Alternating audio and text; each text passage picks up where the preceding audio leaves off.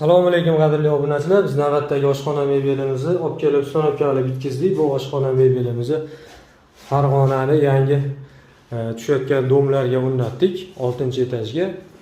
Xudo xolisa ishimiz bitdi. Yangi xonadon sotib olishgan ekan.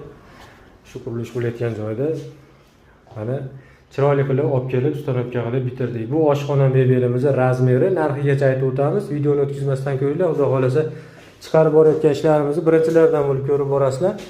Like bosib, obuna bo'lib qo'yinglar. Hop, bu oshxona mebelimiz razmeri 3.40 ga, burchagimizdan shu yeshil qirg'og'iga xolodilnik tushadi batga. 1.40 sm joyga ustanovka qilib bitkizdik. Burchagimizda shu mo'ykalarda ishlangisi, kanalizatsiyalari tushib ketgan ekan. O'rab tevalarigacha chiroyli qilib berdik. Suvlari ham tayyor tushyapti, gellari bor. Shu shulkamiz ko'chmasidan qo'yib berdik. To'rxonali gazlari joylashdi. Bitishgan xonadon egasi olib berdi, mana ishlayapti. To'klarini da qo'ydik.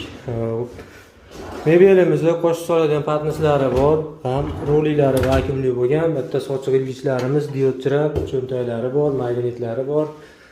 Bu burchagimizda to'q kontur bor ekan, mana chiroyli qilib urab berdik. Ishlatsa bo'laveradigan. Mana shu holatda balandligi 2.35 bo'ldi.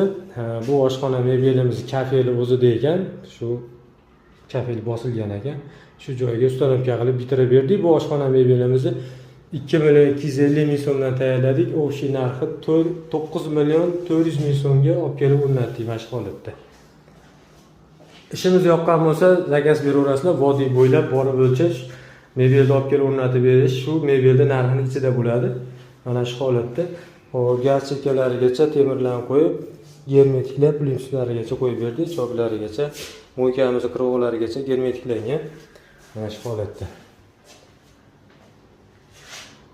Osha-moshalari vakuumli bo'lgan, chekkalari kronkasi ham turba ruchkalarni qo'ydik. Mana kronkalari, osha-moshalari ham vakuumli.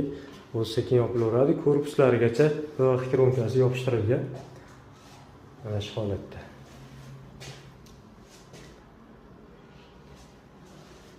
Rahmat hammaga, sog' bo'linglar.